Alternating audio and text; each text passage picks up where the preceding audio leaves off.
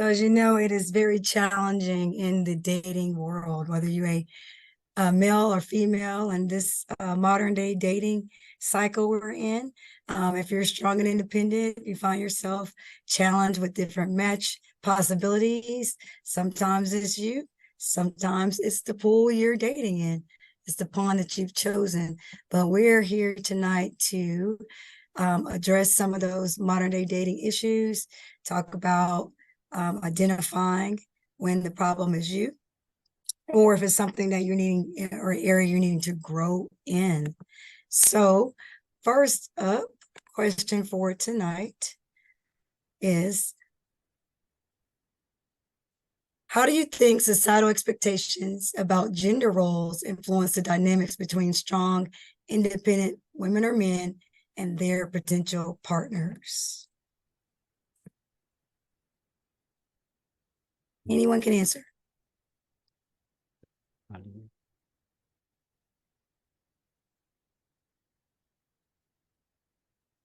How do you think that the No one wants to take a stab at it? be loaded? You know, I always got an opinion. Come on, let's But hear I what you don't- got. Go ahead, just quick to get it started. So today's gender roles are conscrewed. And a lot of it is because, hey, in the beginning, God created heaven and earth. And he says, man and woman were made. And, woman was taken out of the rib of Adam. So inside of every man, there's a woman. Inside of every woman, there's a man. But you have to look at your gender and what God made you, whether man or woman, and you take it from there. So today, because of society, gender roles have been mixed and they have been challenged because you have a lot of strong women and you have a lot of strong men.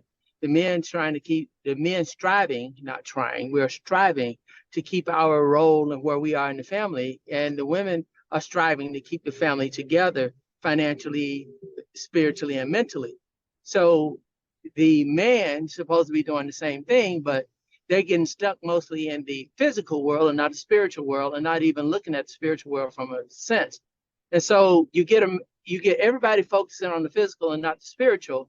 And the physical is financially, socially, and all of those. And so now you got your roles mixed because both should be playing in the financial and the social role.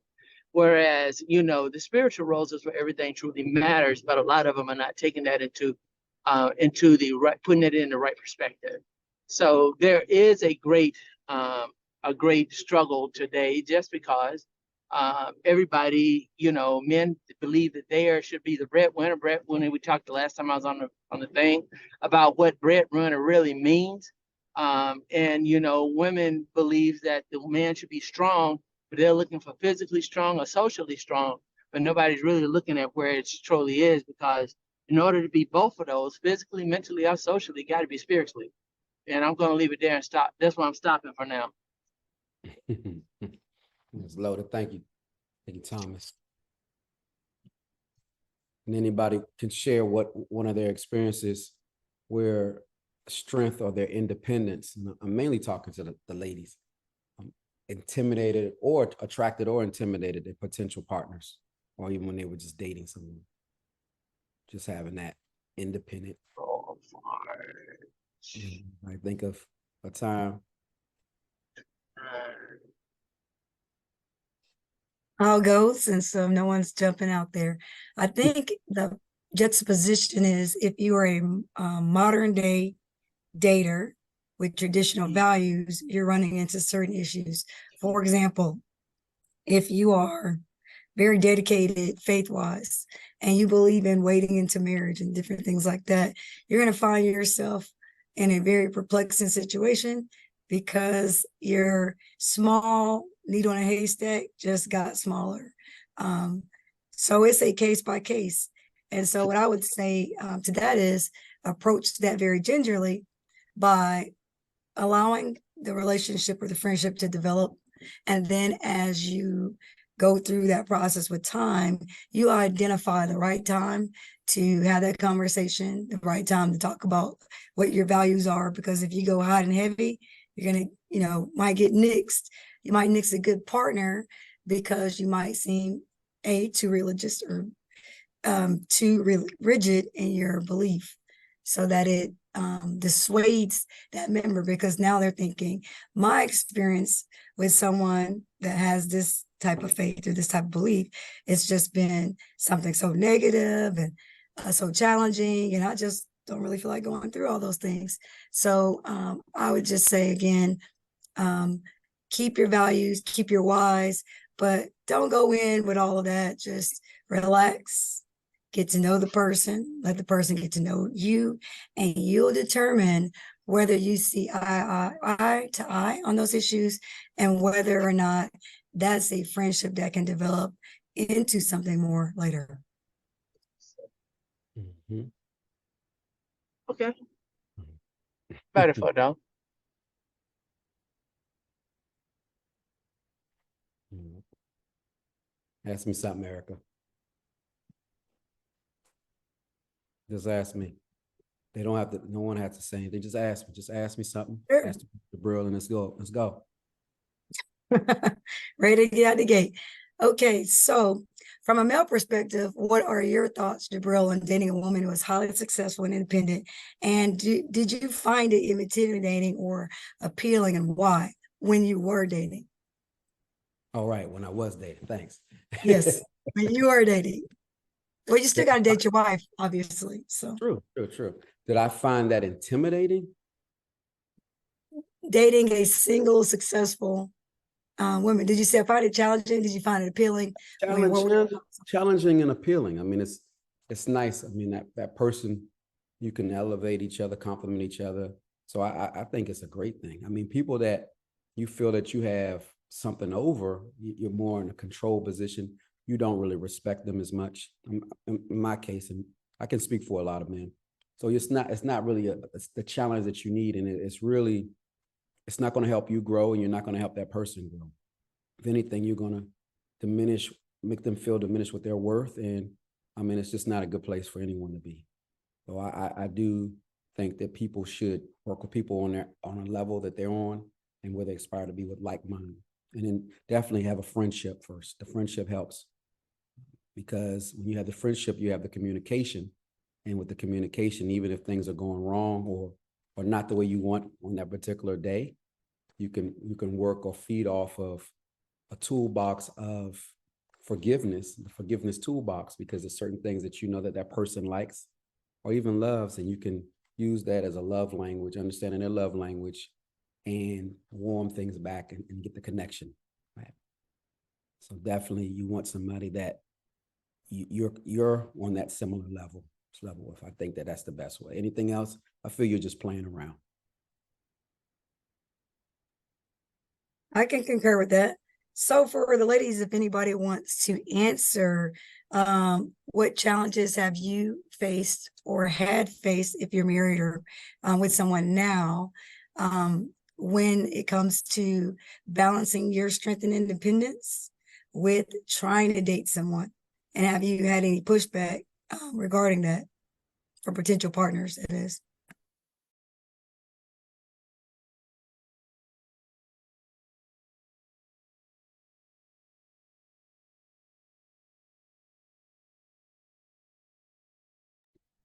This is Coach Rosie. Hi, everyone. Hey, Coach. Can you guys? Hey, I think from a marriage standpoint, certainly trying to balance your own independence when you're married is a little bit difficult, right? Because the two now have become one, and so when you're single, I think it's much easier to claim your independence. But when you've sort of made a vow to someone through thick and thin and all that good stuff, it's a little bit more difficult to say, well, I'm going to do things like this, right? So there has to be much more of a conversation around the things that you desire to do. And it's coming from, I guess, the core of family, right? So you have to look at, the family as a whole, considering everyone else's or your spouse, I should say. But, for me, it's having, even having children, right? So you got to consider a whole lot more when you're talking about your independence, versus, having independence, but yet not being independent. So it's sort of like, two-edged sword in a way where, you have to have those conversations. I want to do this. I desire to do this. Hopefully you have a partner who understands you, who communicates well, who understands your dreams and visions and all of that stuff. Because if not, I think it causes a lot of confusion. And certainly where confusion is, God is not. And so for me,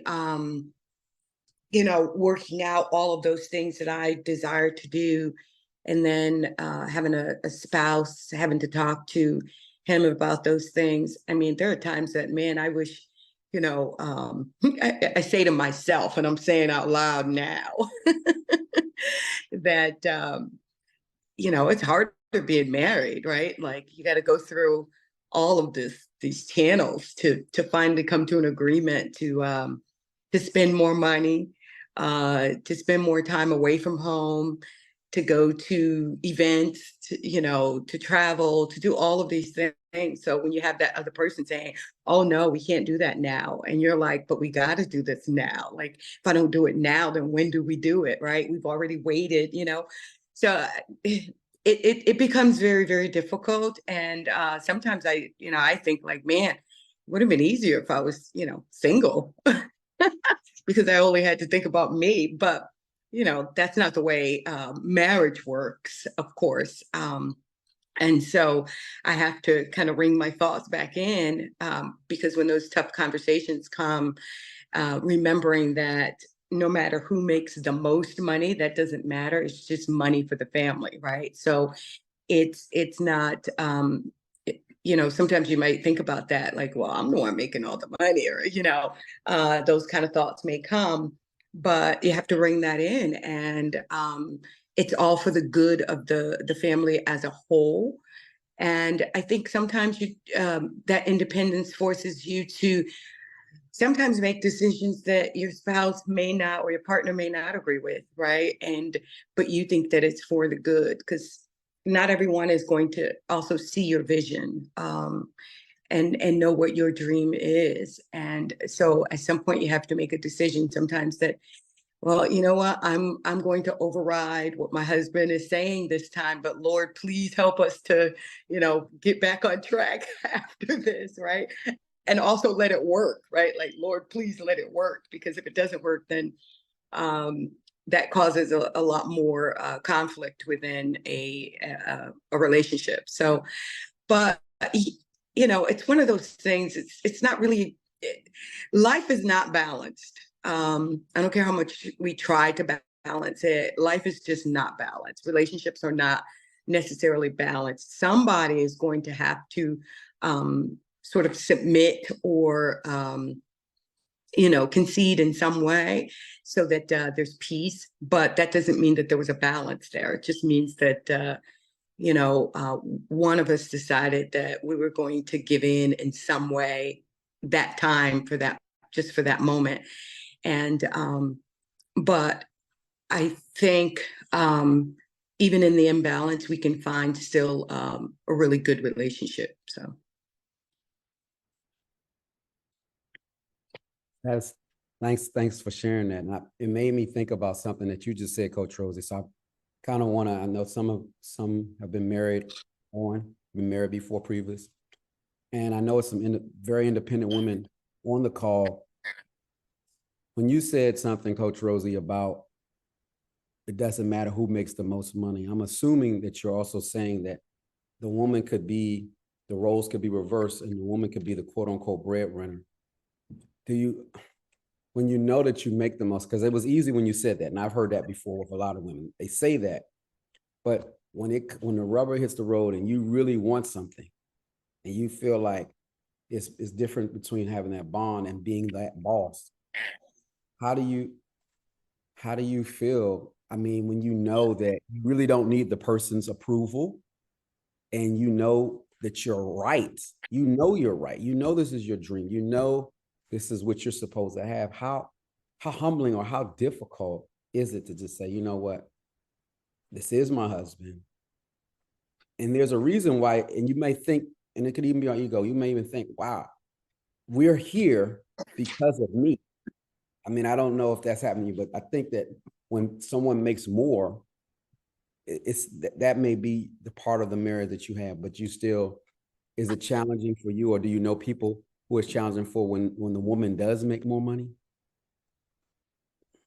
I think you know, I don't look at it like you know, I'm leveling up, I'm the boss kind of a thing, making more. That me personally. Now, I'm not saying that there aren't people who do, and my decisions wouldn't be made based on. Just give me 1 second, please. Okay, sure. My decision wouldn't be made based on who makes the most, right? It wouldn't be that. It'll be more of what I believe God is leading me towards, right? And hoping that that person would see that, right, and know that about me, and want us to be in alignment, right? However, I know that's not always the case, right? Sometimes, you know, you could still be looking at the numbers as far as the household is concerned, and the numbers are not aligning. But how many of us know that if you're moving in the spirit of God, many times things are not going to align, right? It's just not. And so in order for God to work a miracle, there needs to be something that's out of whack, right? Like, or it's not a miracle. If I can do it on my own, then it doesn't become a miracle. And so no, I don't think that, or at least for me, again, I don't look at it as, you know, I'm the one who, right, or because of me. It has to be based on what we as a as a whole are doing, and not necessarily what you know, I'm doing, right? Again, I'm doing it hopefully for us and with us, not, you know, not necessarily as this boss. You know, I'm the boss, I'm making, you know. So that wouldn't be a spirit of God anyway. If anyone's like that, that wouldn't be a spirit of God. All right, and that leads me to a point that some women are single because of that mindset. It's all about that. And you can't take a job or a title to bed with you, or go on trips, or have memories with those accolades. So it can be a blessing. Right. And so a lot of women lead with that. On the flip side, men lead with that. Men throw their checkbook out, or whatever they have, and instead of you getting to know the person. I think last week's episode we were talking about getting to know the person. What movies do they like? What food do they like? What food do they not like? Where do they like to go? What are some of the things on the bucket list? And what are things that they would do if you didn't even have any money, just to have some fun? And I think that when you spend more time with that, the substance, again, that's more of the friendship. It's not surface anymore. And you know, I mean, to know that someone may be afraid of spiders, but just knowing the things that they have, all their biggest fears, it just think that seals. And that's the difference when people meet new people and you are in a relationships, you know that there's certain codes or certain things about that person that no one else knows except for both of you. So I think that that's something that people don't really address or think about, and that's building a foundation. The person that you're in a relationship with, which should be your friend, should definitely be your friend. I asked someone what I thought was a very simple question. It has nothing necessarily to do, but you just talked about, you know, things, getting to know people, right? And that's in any environment. I know we're talking more about, you know, maybe the spouse sort of relationships, but think about relationships on just a friendly networking sort of level. And I asked someone, I said, this question may seem a little strange to you because it's probably never asked, right? Right. But I asked that person, what does your mom think of you? Ooh. Was this a male? Did you ask a male this? Yes. Ooh. Okay. And they lifted their head to the sky and went, oh, right? Because typically people are at a business function and they're asking more, business related questions. What do you do for a living? Right. And so he said to me, he said, wow, I never really thought about it before. And I said, well, I want you to take a moment and just tell me what you think your mom thinks of you. Ooh. And he said, well, she always just says like, just make sure you do good. And I said, so you think that she thinks you're doing good? And he said, well, and he really didn't know what his mom really thought about him. Wow. And that's a person who's probably pretty close, right? More than likely, most of us are close to our moms. Yes. And he said, I really don't know. Hmm. And I said, it's probably something you should find out. Definitely. And why? Because if we don't know how the closest people feel about us, what does it matter what other people feel? Because we're always thinking about what other people think about us, how they feel about us, all of these things, right? But the closest people to us, if I can't tell you what I think, my mom or my dad especially would think about me, then I have not been successful in the most important relationships, the very first relationships I've ever had.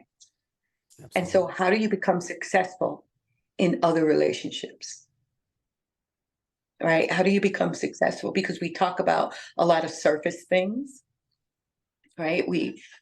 Yeah, like I can find out any point in time when we go to eat, like if I ask you to go out to dinner with me, hey, what do you like? What would you like to eat? Right? And you go, oh, I want steak. Oh, you like steak? Yeah, I like steak. I'm not a fan of steak, but let's go to a restaurant that has seafood too, right? Because I love seafood. So those are kind of the surface things. But if I asked you if we, and I know I can almost tell you how your mom feels about you, Jabril, only just by her being on the last show. But if I wanted a truthful answer, though, I'll ask you, right? How Right. does your mom feel about you? And I can tell you have the utmost respect for her, but how does she feel about you, right? So those are just deeper questions sometimes that I think we should be more concerned about asking. Certainly we'll get to know all of the other things, but it's just really important, I think, to get to know people on a deeper level, because I think those are the things that we find out later about people that we don't like, the deeper things, The deeper right? stuff. After we're already in a relationship. And now we're finding out that like you don't even think your own mama likes you, right? And if your mom don't like you, what's wrong? Something's going on, right? Something's not right. So before we get into those marriages or those deep, relationships with folks, just asking some other questions would probably help a lot. That's a good question. I think another one, thanks, Coach Rosie, is for women, what's your relationship with your father? I mean, that is a hidden gem. In some of those relationships, and I think we've talked about in other episodes, that shapes certain women with how they perceive men or respect or not respect men, based on their relationship or what they've experienced, or the trauma or the drama they experienced in their own home growing up, or just a father who was absent, or a stepfather. I mean, there's certain things that I've seen and had to experience that with a woman because of something that the father didn't do or hurt the person. So they still have unforgiveness to take it out on others. So it's on some Yeah. both. So the parenting is very, very crucial, in that support, because it teaches you. My mother's taught me how to give, forgive. She always says, treat people the way you want to be treated. And I mean, those are things that just stick with me forever. I mean, I can hear her voice saying that even, so sometimes I don't have to call her every time something happens. I already know what she's going to say. And so if I don't want to listen at that point, I may do something contrary to that, but eventually I'll come back and do what I'm supposed to really do. Then I'll call her. Absolutely. Mhm. That's awesome. It's like a quiet storm today. I know that people are just listening, but I mean, it's for everyone. I mean, I see Gerda with this great smile, just gleaming. Is there anything that you have to say? Because I think this is your first time being on, and I know you've been trying to get on. So I'm happy that you were able to make it. But the topic is about slippery slope. It's like in relationships and strong women. Yeah, I'm excited to be here. Hey, Erica. Hey, Coach Rosie. Thanks. Hey, Hi. Mhm. I was like, when I was Okay, logging on topic and it said slippery slope of love, I said, oh, okay. Slippery slope of love. So I kind of caught the latter part. So I don't really know. Like you said, it's about like the relationships. And I know you said like the women or independent women. So if y'all can just give me like some more context on, is it more so like independent women saying like, I don't need no man, and they kind of operate in a different. So let me take it back. Kind of what Coach Rosie was talking about. She mentioned something where it had like that biblical foundation, right? So I think I shared this with you before, Jabril. Like I feel like we as people, we use the Bible as our blueprint when it comes to finance, right? We use the Bible when it comes to the blueprint on how to treat people, how to care for the homeless, the elderly, right? But a lot of time, or you hear all the women always say, I want a Boaz, or, things like that. But we never really go back to the word to see what does the word say for us as women of God. And the blueprint is also in there. So even though the way that I grew up, my parents are still married. They've been married for like 40 plus years. So all I have seen is my mother and my father moving in lockstep, and there never being a dispute or debate about submission. And I think now submission has like that negative connotation, I think it has a negative connotation where women respond to it negatively when they hear it. And some men, they use it. Some women respond to it negatively, and some men use it in a negative connotation. Like, are you willing to submit? Like it's something as like, you're my master and I'm your slave, right? Instead of understanding where you as the man is coming with the mission and I as the woman is coming under that mission, right? So even as like strong women, I think we still need to, this day and age, I think if everybody just goes back to the basics, which is the blueprint, which is what the word says, and we start to operate, we could still be strong women, but we still like operate in our femininity and our softness. And I know they have this thing now called, what is it, soft life? Is that what it is, Erica? I don't know. Is it like hashtag soft life? I don't know. But I hear it and I'm like, it shouldn't even be a trend. It shouldn't even be a hashtag. That's already embedded in our DNA. It doesn't matter how successful you are or how many degrees you have or anything like that, because at the end of the day, if you have a husband, you come home, you are not the boss. He is the head of the household. It is a proper order of things. And again, I'm using the word as, my blueprint. It's the father, then it is the husband who is the head, and then the woman, and then the children, right? And the wife, and then the children. So, I mean, I agree with what you all were saying, right? It's there. The blueprint is there, and we just need to go back to the basics and follow that. Like if you look at the Bible, I mean, I don't want to be no Bible thumper, but if you go to like Esther, right? And I'm obsessed with like Esther, Ruth, the women in the Bible, period. But Esther, King Xerxes was married to Vashti, and I'm gonna paraphrase a little bit. And he, summoned Vashti, was like, hey, Vashti, I want to see my wife, can somebody go call my wife? Can she come over? And she's kind of like, oh, no, you're not about to tell me when to come to you. I come when I want to come, right? And so what happened? Had to give Vashti the boot. But then you have Esther who comes in and she wins his favor out of all of the women that he had, right? And she knew that she had to save her people, but she was able to go, just sitting in her femininity and thriving in it.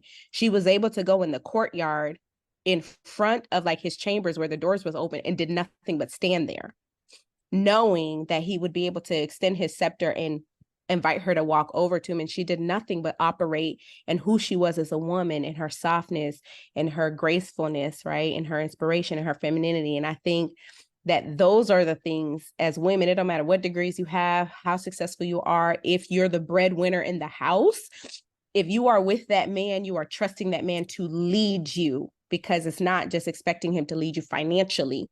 He has to be able to lead you spiritually, mentally, emotionally. He is the pillar of the house. So I don't care if you make 100,000 and he made 40,000. If you with him, you married him, then you are trusting him to lead you. So all of that goes out the window. So I know listen, great. It sounds easy. It sounds easy to, I hear it, but I know that it's probably not the most popular thing that you're saying. I mean, because I see women all the time. I mean, especially in these areas in the US, it's totally different. And we live in a society that relationships are genetically modified, the same with our food. It's processed. It's a different process. And we pick and choose when we want to be vegetarian, when we want to be vegan. It's just a mood thing. So when you operate with the way we do, with the way we eat, the way we think, everything is trendy. If this is popular today, this is what we're doing. So then you do have this, I've seen this mentality of women just being the boss. So it's people like that. But you see that that's not going to work. It's not going to last. And when you think about food, before it was processed or genetically modified, when we're eating grapes and watermelons and things with no seed, that's not real food. It tastes good, but it has no substance, and it won't work. And it's same with relationships. Things taste good, look good, smell good, feel good, but it won't work. Like you said, the blueprint of how to do things is already in the Bible. We just got to follow it instead of modifying things based on how we feel or what we want to do for instant gratification. So I'm there 100% because I don't care how many degrees I got. I need a man. I will never be one to say I don't need no man. Yeah, I do. Okay, I absolutely do. Right, but he needs you too. Yeah. You need each other. It's not exactly because again, remember, a lot of men hide behind their accomplishments. They just get on these jets and travel, and they show all of this stuff that they're doing. But if you really get to know them, and as Coach Rosie said, what does your mother feel about you? How does your mother feel about you? And more than likely, they're not even a mother. They probably not listening to their mother. Or they could be mad at their mother and doing other things to not face that pain. Yeah. That's true. What you said, that's the slope of love. I love it. You like it? You like it? I love it. I love everything that she said. I've been seeing you shaking your head up and down like a bobblehead. So what's up? I love it. Get up in there and say something. It reminded me two things. Babe, I was telling Jabril about this. So one day he asked me, he says, wait, why do women say, I don't think so Babe is her friend. This is, and you may hear Babe, because everybody look like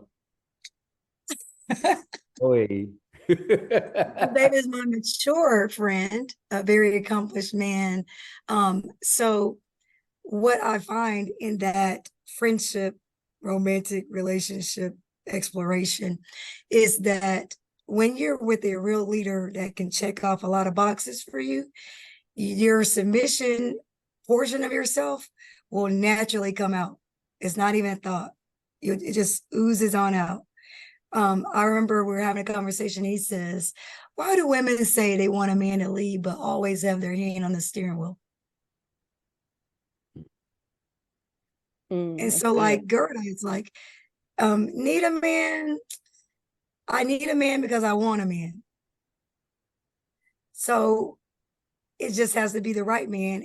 And when I think about what Coach Rosie said and what Jabril is saying with the relationship with a man and his mother, those have been the better relationship candidates for me. As long as it's not a toxic situation, obviously, but a man that has a really good relationship with his mom, or his mom.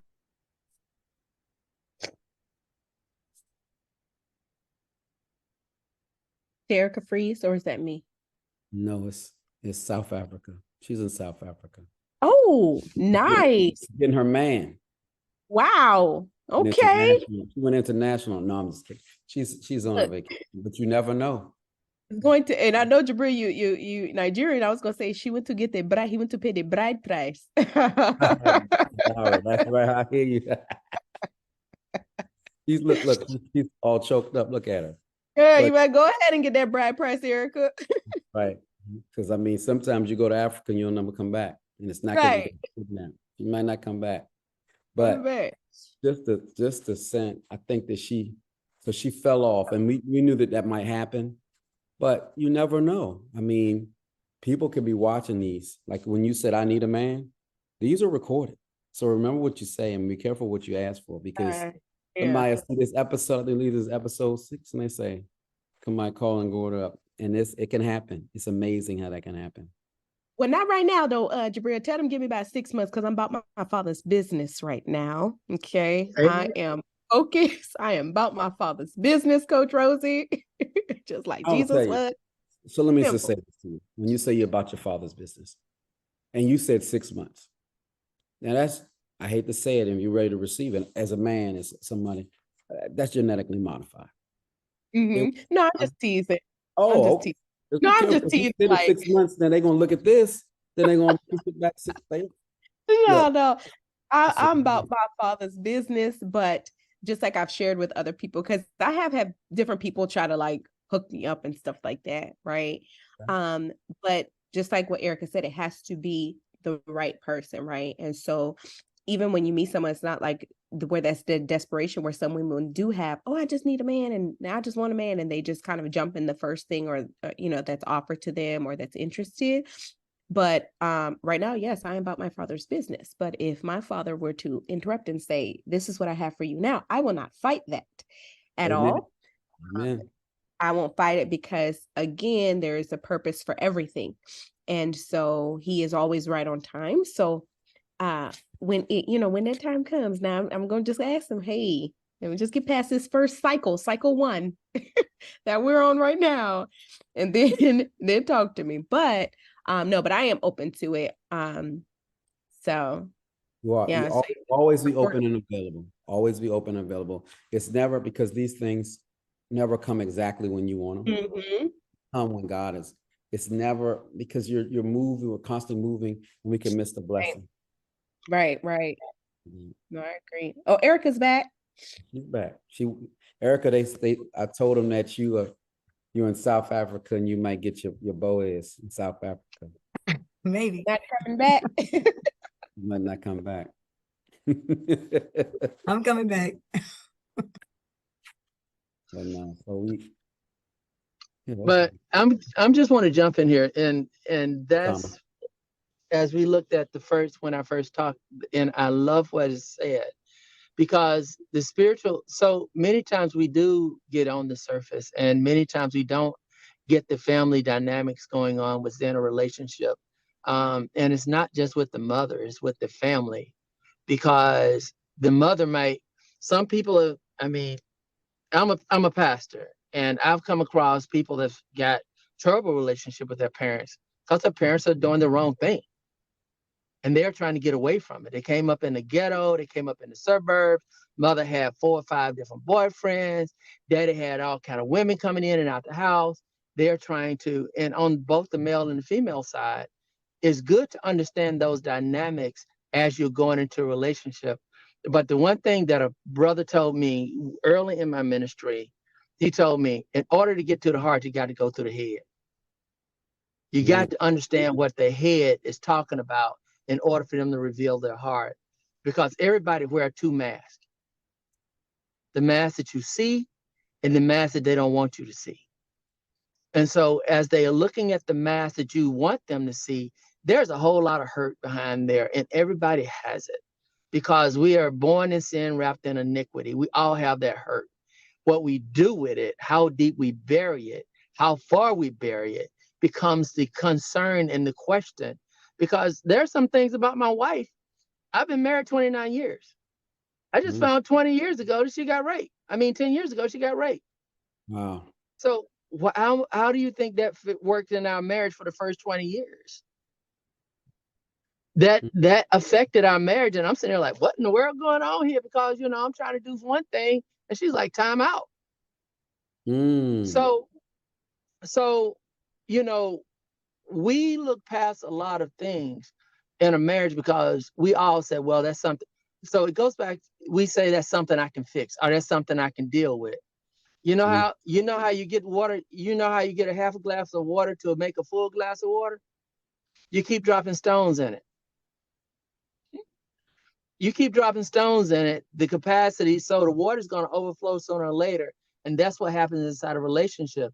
They keep dropping these little stones and these little stones and these little stones. And the next thing you know, you got a full glass of water and you're overflowing something that seems so minute, something that seems so insignificant. Now it blows the whole relationship up because it's something that you said, well, I can deal with that later, instead of dealing with it now, instead of allowing, and I love what you said, allowing God.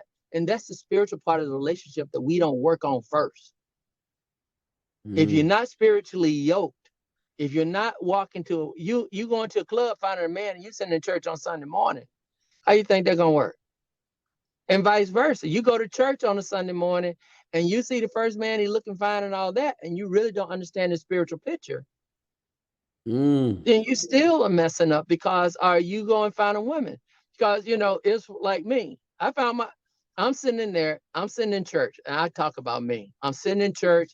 I just got into town. I'm a military guy, just got into town. I walked into the housing office. I said, hey, I'm looking for a church on Sunday. Where can I go?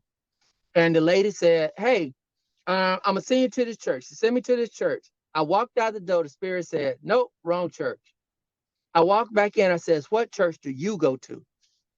She looked at me and said, I don't, she said, well, I don't know if you can get to the church. And I'm like, well, that don't matter. My Spirit says, what church do you go to? She said, well, I go to Mount Zion. And so I went to Mount Zion. I drove up, I had this beat up car. I pulled up beside this nice white Plymouth Laser. I know I'm dating myself. They don't even make Plymouth Lasers no more. I walk in the church, you know, I'm bold, brother, you know, little young 25-year-old. I'm bold. I'm going to sit on the first row, right? Like, I own this joint. I sit on the first row. This lady gets up. She got on these tall heels, this dress down to her knee, and she's directing the youth choir. I'm like, man, that's a fine woman there. And I'm like, okay, I ain't dealing with her because I know she's stuck up. I'm not messing with her. So I walk, you know, I just make that I'm sitting in church now. I make that recognition and I walk away. I'm like, I ain't dealing with her. I walk outside. Guess who on the white laser I'm sitting beside? She did. I'm looking for a house. She was a real estate agent. She sold me my house. And we even got to the point, she was like, I don't like this house. I said, it ain't for you anyway.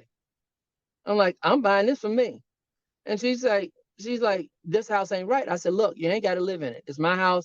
I'm doing it. You can I deal with what I want to do. And she said, well, you do what you want to do, brother. And she sold me the house and we thought that was it. A year later, she was living in it. Because we were married. Yeah. And so, but now, what did I do after I bought that house? I gutted it out. I started fixing it up, putting in some nice stuff, tearing everything, and made sure it was looking good. Because even though I wasn't looking for her, I was looking for somebody with her taste and with her class and with everything that she brought to the table. I like what she brought to the table. It was just some things that I said I wasn't dealing with that she had. I didn't want to deal with the whole package, but God said otherwise. 29 years later, we're still sitting up here loving each other. You know, I'm running across the country. I'm driving 1,000 miles one way, taking care of my parents, you know, hardly ever at home. And she's holding down the fort. And every time I walk in the door, bruised, beat up, toe down, you know, flustered, busted, she picks me up, bandages me up, kicks me back out the door and says, go get him, Tiger. And that's what we need to look at as we're looking for that spiritual yokeness. No, when I'm in church, he's in church. We sit there today. I'm outside working because I'm over one ministry. I'm outside working my ministry. She says, you come and sit with me today? I said, baby, you know I am. And I went in there and sit down with my wife today. And that's the challenge that we have to have, because we have to understand our spiritual place. And, you know, many people look at Proverbs 31 and they talk about that Proverbs 31 woman. And I always tell them, you need to look at the beginning of the story, because they talk about the woman, how well she was and how she walked through the city and she made her money. She made the money. It didn't say he made the money. It said she made the money. Sold her where? She walked through the community. What was the man doing? Sitting at the gate. He was making sure that the spiritual atmosphere that she walked in, she was protected. And so we have to, it goes back to what she says. It's not about the money. It's about where that spiritual covering is, that head of household, the head of your spiritual household. We have to make sure that as men, that we provide that for our spouses. And then, I mean, for the women, even for the women that we are dating, I had to show my wife, because we are both in the church. She was working in the church. I had to show her that I could provide a spiritual covering for her so that she can walk in and rest in. Now, don't get me wrong. It wasn't all there. She married me because of my potential. I didn't have it all together. But I married her because of her what? Potential. Her potential to make me a better man. She married me because her potential to make me a better I married her because of her potential to make me a better man. She married me because I can make her a better woman, to give her the things that she needed.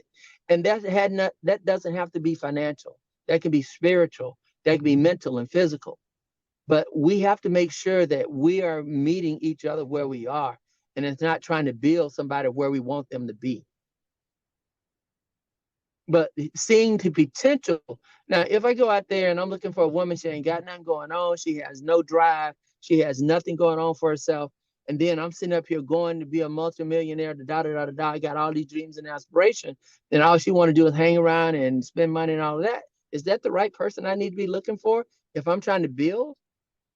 No. But many times we settle. And just like Eric and I have these conversations a lot, you know, don't sell your expectation. It's one thing to build. And we always want to talk about, you know, I set my expectation high. Yeah, but what does that mean? What does that mean? What is an expectation too high? Only you can tell that. But yeah, you're saying you want somebody already set, then what are you going to build on? How are you going to support that person? How can you help somebody if they already got everything going on? But, you know, when we look at, and I'll go back to my sister when she talked about Boaz. Boaz had it going on. He had everything he needed. He had all his money.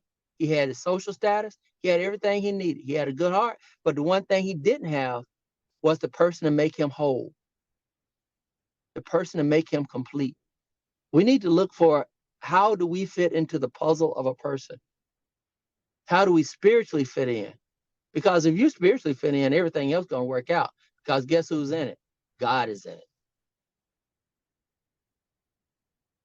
Right. Because, and I heard, and one, I'm going to say this and I'm going to shut up. I heard my sister say that, you know, God can't create a miracle if things are all dressed right dressed. Things being dressed right dressed is a miracle. things being balanced, even though they're unbalanced, is a miracle. Because a family, a husband and a wife today in today's society is a miracle, because God has to be in the picture for it to work, because they have to have the faith to stand in there. And even though it's a 10, it's a 100, 0, -5 balance, they are still saying we're equal, we're complete. And that's where a miracle is, because they're looking beyond themselves and seeing what God is in the picture and has placed them there. And they're saying, I am standing on the faith and the belief that God put me in this marriage. And I'm gonna tell you, and I think Jarrell can attest to that. There are some days he wanted to sprint the other way, and then he want to look back. He said, bump everything. I don't want nothing. I'm done. But then he looks and he said, wow, that's what God gave me. And I can guarantee you, she said the same thing. My wife will tell you quick, God gave me this joker. I don't know why I'm here half the time, but I'm glad I am, because I enjoy the journey that God has blessed us with. I'm done. Amen. It's a great way to conclude. We appreciate that, Thomas, and got a little word in there and some real perspective. But you threw that in there and you said that I like to run. I've never felt like that. I'm always excited about everything that happens. No, you're right. It can happen almost weekly where you think about putting on your tennis shoes and running. But I mean, if you run, and where you're going, and it could lead you somewhere else. And if that's the mindset, every time something doesn't go right or doesn't feel right, and you don't allow God to create, as Coach Rosie said, that miracle, then you're messing with the process again. You're genetically modifying the process, which is That's it. And it ain't gonna never be right. You can't outthink God out. I mean, I was on an airplane earlier, and no matter what, how much I can think, it just amazes me how you can just be on an airplane, fall asleep, and I may want to do a whole bunch of things. And next thing I know, it's up, and then it just lands. That's all God, just putting that in the right people to do that. Because I can't imagine putting that together. But that was there before we were even born. All of us, they were flying airplanes before that. So I guess I'm making a point that God, the things that we see, he gives us this imagination within an individual and makes it change the world. So you change the world within your own relationships, but it's not based on everything that you can see. Because if it were like that, then some of us would run. So again, potential and faith and communication is the recipe for the success. Now, next week, we got episode 7. And you don't want to miss this, because this is kind of a spinoff from a couple of weeks ago about what is a good woman. But this one is, what is a good man from a woman's perspective? Gert, I definitely want to hear what you'll have to say about that. And Coach Rosie, you've been seasoned in marriage and relationships and navigating and hearing others and always encouraging others. I mean, the scriptures, we're going to focus on the key traits that define a good man, or I guess from a woman's perspective. And we're talking about integrity, empathy, respect, and ambition.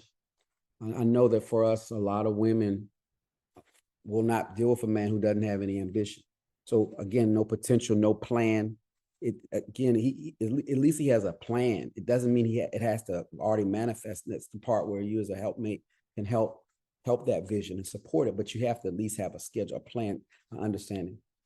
And asking women, how do these attributes align with what a successful, independent woman seeks in a partner?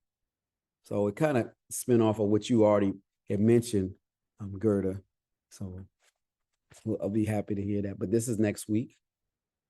And this is our time. This is it. I mean, I appreciate everybody. And Erica, for staying up late. You can get some rest and refresh. And that's where we are next week. What is a good man from a woman's perspective? This was good. Can't Thank wait you to talk so about much. it. So think about that. That's your homework, Gerda. You think about it. But I mean, it's again, it's going to be facts and some blueprint, but your opinion and your own experiences is open discussion. Yes, Coach Rosie. No, I was going to say thank you. Oh, thank you. Thank you for all of your added value. Thank you for Thank you for my new friend I just met today, Latoya, at the airport. Was able to make it. Thank you. Yo, that's New York. She represents. She's amazing. So you guys will get to see her soon. And she'll be coming to our class, Mindset to Monetization. Thank you so much for having this baby and let me be a part of it. Purpose and powerful. Here to stay for a long time. We appreciate you. Everyone have a wonderful weekend and stay safe. Thank you You so as much. well. Great, Thank everyone. you. Thank Good you. night. Night. Good night. Thank you.